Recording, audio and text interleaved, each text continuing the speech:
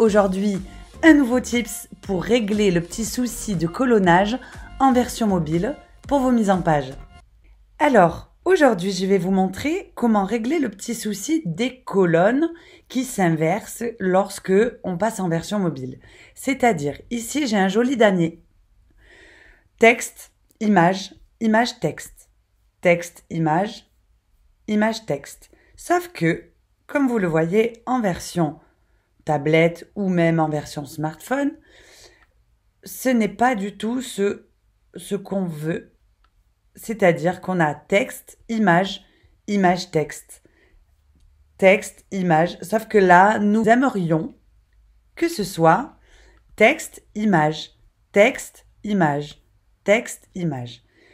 Pour régler ce problème, nous avons besoin de deux fonctionnalités CSS, deux propriétés en fait. D'abord, nous avons besoin d'émettre des conditions de taille d'écran et ça, nous y arrivons grâce à la fonctionnalité de Media Queries.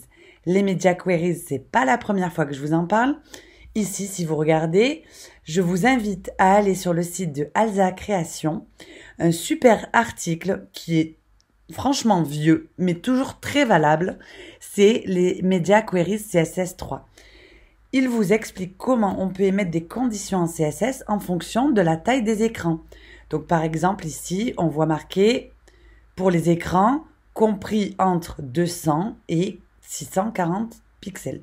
Donc nous, on va avoir besoin de ça pour émettre déjà une première condition. La deuxième, nous allons avoir besoin de la propriété Flexbox CSS. Donc là aussi, je vous invite à aller voir l'article qui est publié sur CSS Tricks, qui est un super article et qui vous explique comment fonctionne la Flexbox. On voit qu'il y a une propriété Flexbox grâce à la propriété Display Flex. Display, Flex, Flex c'est la valeur, Display c'est la propriété. Et après, on va avoir besoin, nous, pour changer la direction des colonnes, nous allons avoir besoin de Flex Direction. C'est la propriété. Et nous allons avoir besoin de la valeur colonne reverse. Donc, grâce à ça et aux Media Queries, on va dire à Divi, quand tu passes à un écran inférieur à X pixels, tu m'inverses les colonnes. Donc, ici, j'ai mes colonnes. Celle-ci, la première, on peut estimer qu'elle ne pose pas de souci. C'est la seconde sur laquelle on veut agir. Je viens ici dans Avancer, y mettre une classe qui s'appelle Inverse. Voilà. Donc, l'autre colonne n'a pas de souci. Par contre, celle d'après, oui. Donc, on va dans Style Avancé et on lui donne Inverse.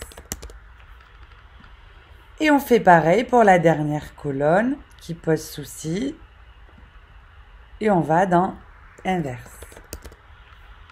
Voilà, on sauvegarde. Et maintenant, on va aller dans le back-office, Divi, option du thème, et on va tout en bas rajouter un petit morceau de CSS. Voilà, on lui dit que pour les écrans qui ont une taille inférieure à 980 pixels, on veut utiliser la propriété Display, Flex et la propriété Flex Direction et la valeur Column Reverse. Une fois qu'on a fait ça, on sauvegarde. On retourne sur notre site. Version bureau, il n'y a pas de souci. Maintenant, vérifions la version tablette. Alors, texte, image, texte, image, texte, image. Voilà, c'est parfait et on vérifie pour être sûr la version mobile et on voit que tout est bon. Donc voilà, c'était vraiment une astuce toute simple, mais vous pouvez le mettre en place et à chaque fois que vous aurez un souci de colonne inversée, il suffira d'ajouter, n'oubliez pas, la petite classe qui est nommée inverse ici et ça réglera le souci. Maintenant, je vous donne rendez-vous dans l'article pour obtenir les détails de ce que nous venons de voir. À bientôt.